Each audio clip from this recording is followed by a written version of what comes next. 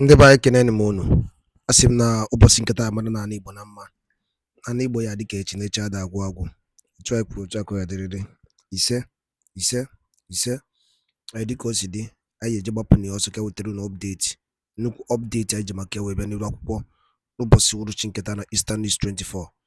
Gbasịta maka ya bụ ife na-ada na akpọtụ na obodo nọ n'ime ya na ndị nwere onwe ndị Igbo na-azọ n'iru akwụkwọ. Ọzọ dịka ibe ya bụ ọbụna nke ụbọchị gị na-esonyere ka gbarụ ketụsaba ya bụ ozi kwụrụtụ ụmụnne ndị ọzọ n'ebe dị iche iche aka. Alright, update eji maka ya wee bịa bụ gbasịta maka the reactions of ụmụnne anyị kasị n'iru akwụkwọ on the issue gbasịta maka quote, Finnish government lift restriction on Simon Ekpa. Alright, unu gee ntị n'oge gara aga felelizgo those people eji with Biafran Prime Minister Mmadụ Ino ahụ, I think oge gara aga felelizgia. So unu gezie ya bụ the discussion. Finland governments have lifted some restriction placed on Simon Ekpa, the Prime Minister of Biafra Republic government in exile, as Biafrans all over the world jubilate over the good news.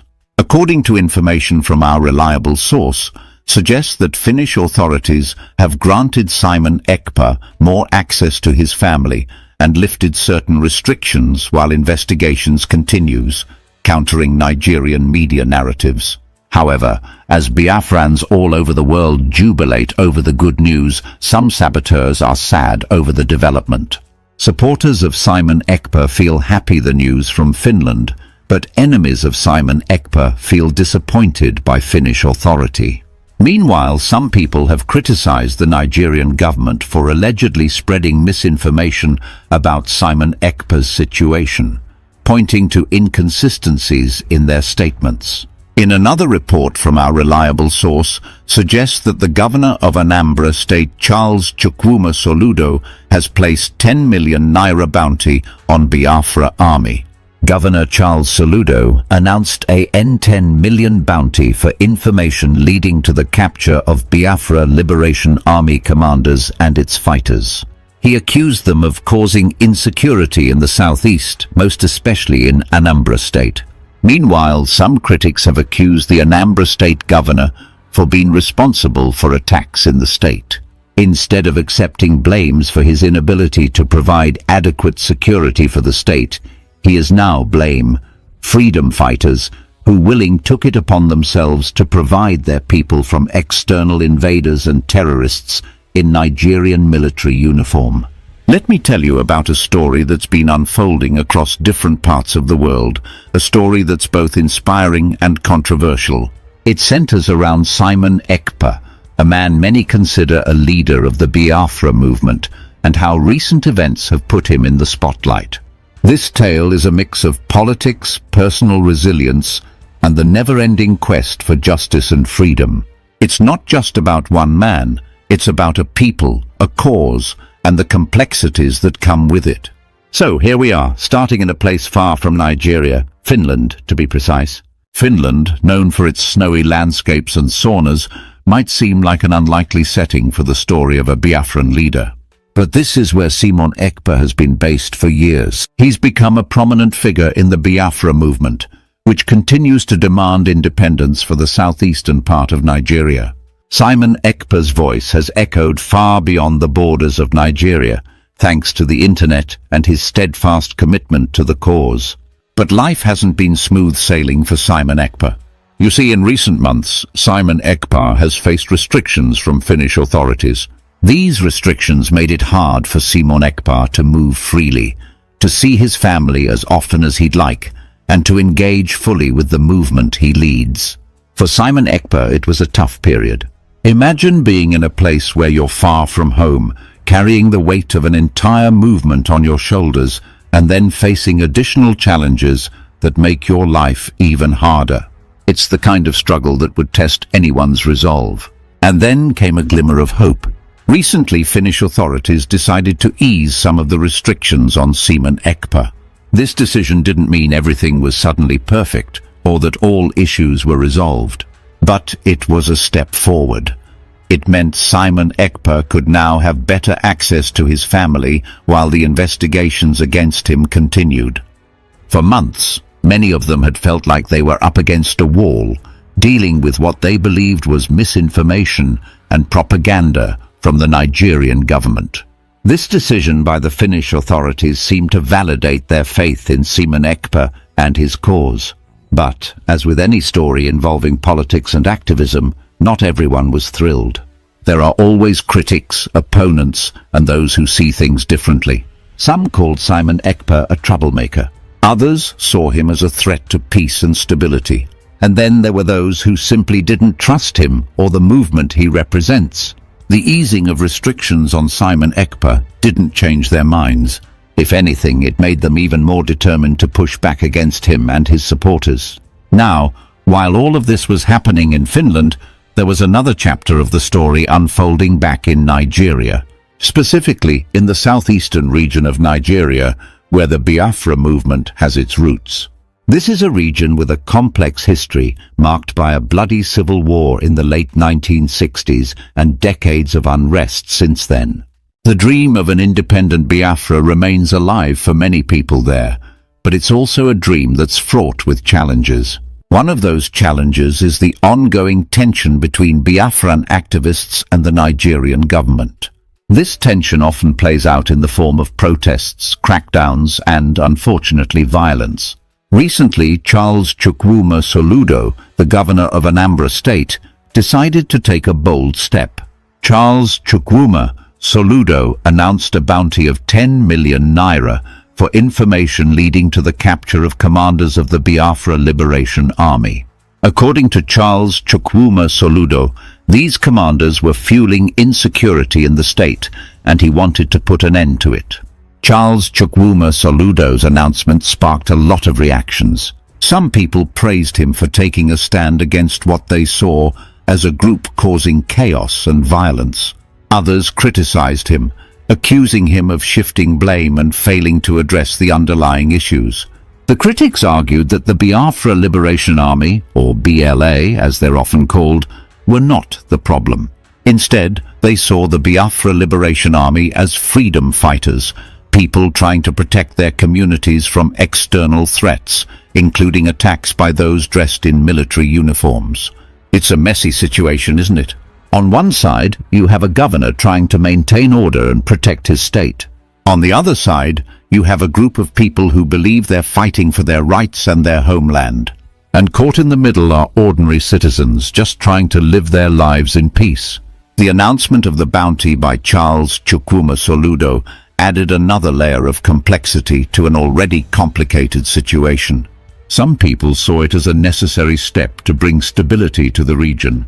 Others saw it as a political move, a way for Charles Chukwuma Soludo to show he's taking action, even if that action might not lead to real solutions.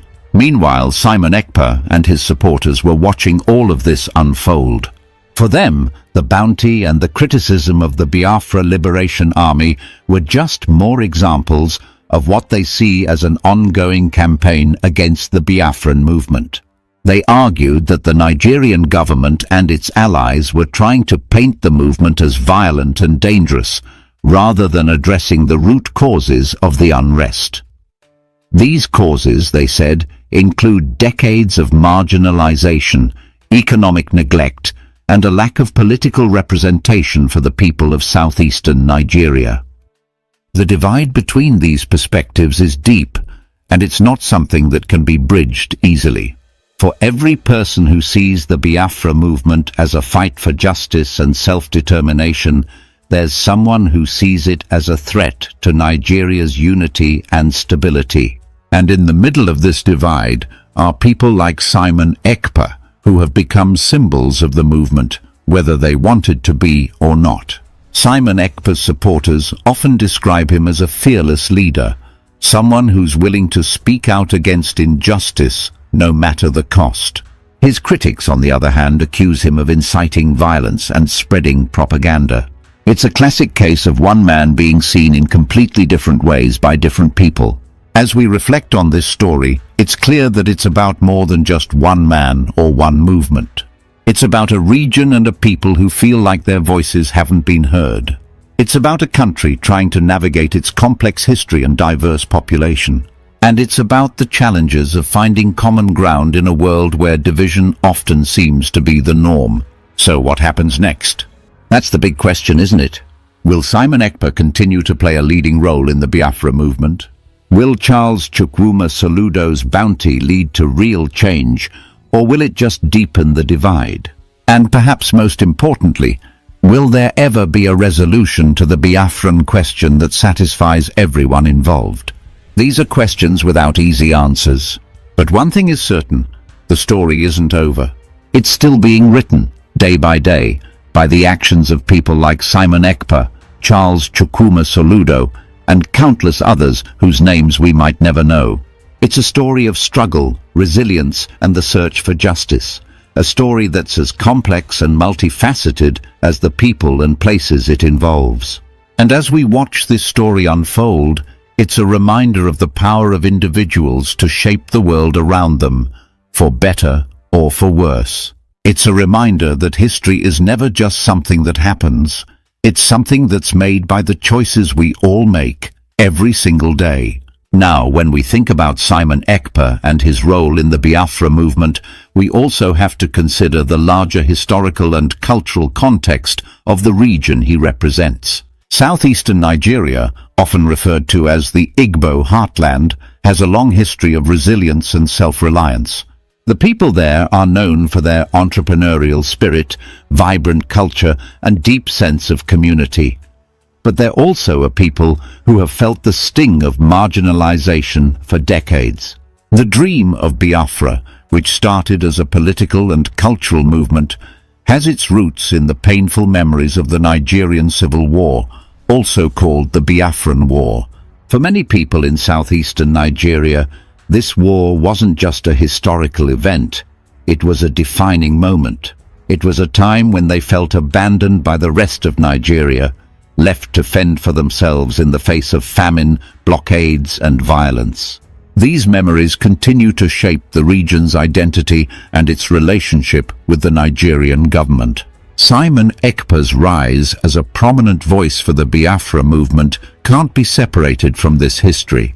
His supporters see him as someone who's giving a voice to their frustrations and their hopes. Simon Ekpa talks about self-determination, justice, and the right to live in a society where their culture and values are respected. For many, this resonates deeply. But as much as Simon Ekpa's words inspire some, they also provoke others. The Nigerian government has often accused Simon Ekpa and other Biafran activists of stirring up unrest and inciting violence. These accusations aren't new, but they've gained more attention in recent years, especially as the Biafra movement has become more vocal and visible.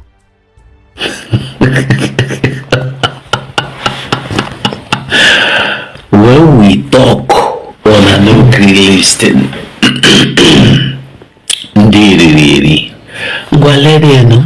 almost $5 million paid into the criminal Ogechikunkere Aka alias Isaiah Anyoko account through Azubike. Now, are you getting the reason why Azubike bluntly, resistantly said he is going with Oge? And now also the Yahoo lobbyist lawyer Elias Grasolis, Yahoo lawyer, follow them. And now I wonder what some people like responsible Joy Irobi, responsible Dr. Joy Irobi is doing with them. I wonder what somebody like Professor Shioma Okoma is doing with them. I wonder what somebody like Bryson Okoma is doing with these people. Odigu. You know, when I came out and told you that this guy or this criminal is working for Nigeria, una no agree. But Omego no Nayavam. ahụrụ Stella ebe ọ na-aba mba ị na-akpọ Ngozi Sabo ị na-akpọ Dr. Ngozi Sabo, all of you that gathered on the Twitter space to make noise, where are you today? Will you defend this? Anyway, all of you are just, I don't know how much people have been promised, but I want you to know, out of $5 million, probably Sonny will get $10,000, Rafael $10,000, Polo will be $10,000. That's why Haja Alon Gagasani shared it all. That is why they are working their ass out. They want to die fighting for gay. $5 million. How much they give you will make you the fight. Sonny Barawa. How much they give you, Rafael, anyway, Rafael, anything they give you, even if na €5 they give you, you go die put. Paul Obiko, how much they give you? I pity you now. Somebody they use on a brain in this 25th century. Na 25th century we do. 2025. Name we day year 2225. Name we day after Christ don't famous go heaven. Then will never wake up. See now the waiting be them, the Yahoo lawyer. We go sit down, they browse, they look for after I go talk about that one. After I go get time to talk about that one. Meanwhile, Ogechikunkere never defended anyone before. He has never come out to defend anything.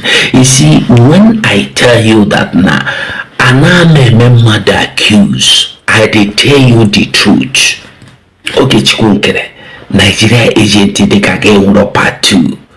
Akane US, Amane Kanjo, and many of you can only make this present government, Biafra United States Biafra government. I don't push you out. Look at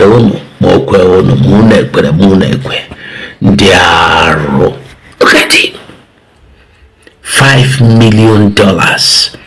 Kasona Barawa na Rafael na Polo Mubiko jiri goodies na haga on. Egolega gwaro na genyo no nimie.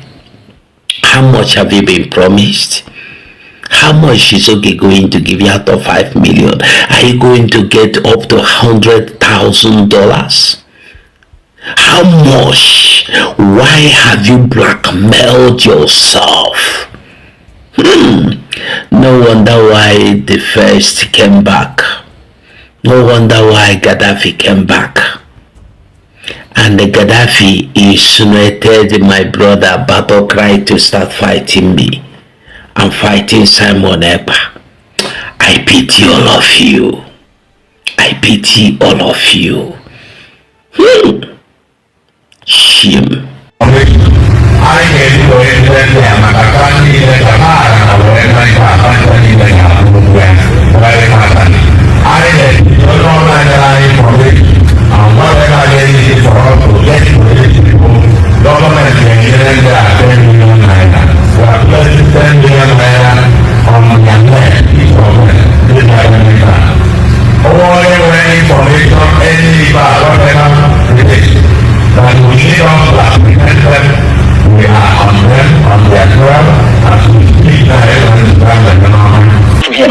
All those giving him support one way or the other, we have killed them, we have killed his commanders. It is not a matter of time. Okay, that is number one. Listen to the second one, where they ask him about Simon Ekpa, and listen to the blog that's in General, what about Simon Ekpa? I'm sure he's cooling off somewhere. And again, if this man knows anything about Simon Ekpa, he wouldn't have said he's cooling off somewhere. Listen, continue. Legal action is going to be taken accordingly. So again, Nigerians, listen, Biafrans, listen. These are the same people who told you that Simon Ekpa is now in one of the most secured prisons in the world. Now coming back to tell you that the legal action will be taken. Are you seeing the shenanigans I'm talking about? They don't even have a clue of what is happening in Finland. That is the simple truth. Nobody knows what is happening in Simon Ekpa's case in Nigeria. Even the Nigerian government. And I'm going to prove it to you today, because these people think that we are stupid. Enough of this, their madness. We will come here and we will continue to debunk their lie. Listen. He's cooling off somewhere, and legal action is going to be taken accordingly. So I don't want to say much about that, but I'm happy that he has been arrested. I don't want to say much about that, but I am happy he's been arrested. I don't want to say much. Look at General Christopher Musa giving you details of Bello, whatever his name is, giving you critical details of who this guy. I don't know this Bello, is it Bello, whatever. I don't know his name. I've never seen. In fact, this is my first time of hearing Bello, whatever's name actually. But truth be told, you could see how he analyzed it, because they were at the end of their affair. They were on point with this guy's story, but they don't know what is going on. Now, I thought he said he was the one in the previous interview, that he was the one, or they have submitted some evidence. But now, listen to what he said, that Nigerians are shaking. Oh, they have.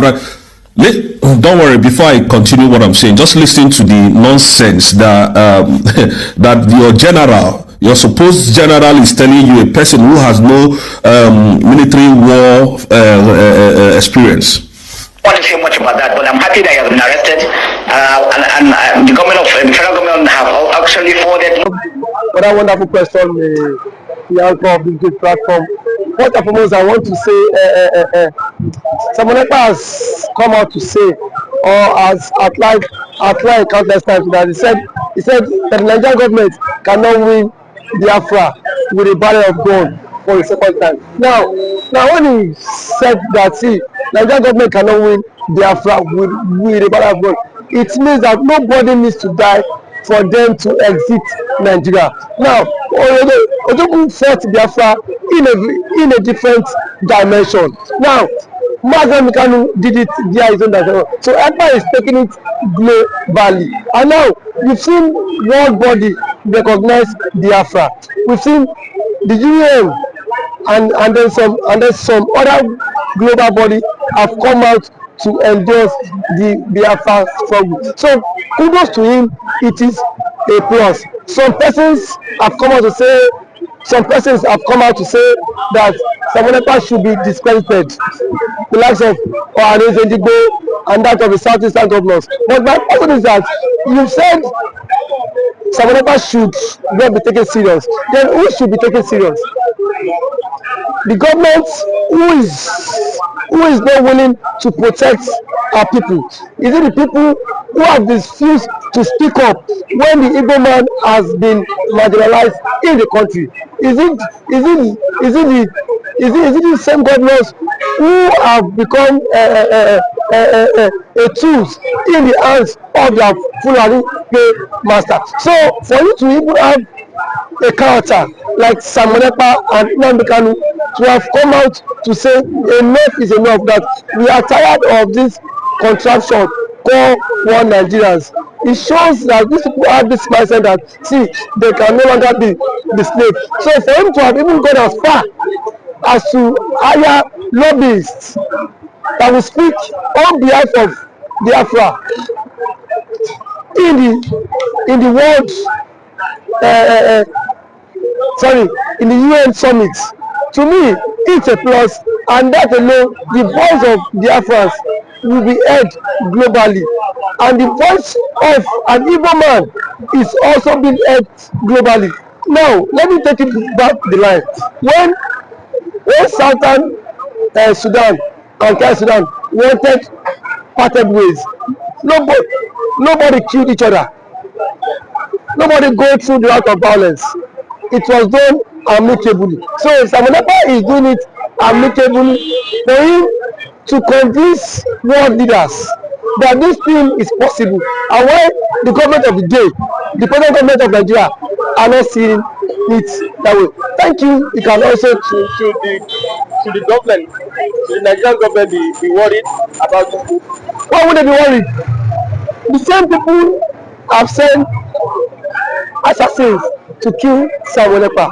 Now only he has escaped. So see, one thing about it is that the government of the day, they are panicking. There's panic. You know what it is now? Say a particular tribe or a major tribe to exit your country. You know how an Igbo man is. You know the investment of an Igbo man is in the country. Now imagine in Nigeria without an Igbo man. Let's just imagine that. I mean, dominance. That means the Hausa man would now dominate virtually every government parastatals in Nigeria. So now the reason why the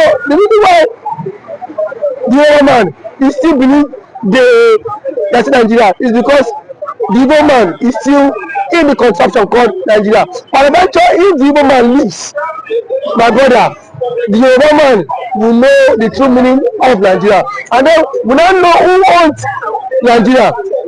Just like what Angwabula said, he said they are not scared of the Igbos parting, exiting Nigerians. That was what he said. He said they are not scared. Indirectly, that means the other tribe would not have sense of belonging in the country. And we know it. We know it. I know it too. And every man now has the spirit of dominance. You cannot dominate him. If a Fulani man has the spirit of dominance, for you to dominate him, it will take ages. In terms of population, you cannot dominate them. So one thing is that Ekpa have foreseen this whole thing. That was why he championed this Biafra struggle. And now, gradually, it is now becoming a reality in this contraction called Nigeria. Now, there are some Igbo men are even tired of the system called Nigeria, just because they feel their brother is still in president. Man, my brother, I can bet you, come 2027, the Yorubas will be championing the Republic more than the Igbo man. I can bet you that. That I'm very certain of. Yes, we will championing because it is certain when their president, when their brother is being kicked away from the presidency, already there is a plot, and which he himself cannot escape. The president himself knows that there's a plot, and then the big shots in the north are formed alliance. You know it. RFI, a powerful influence in the north, is not in the league. Sorry, is not in good terms with the president. And now nobody can take that factor. What RFI did.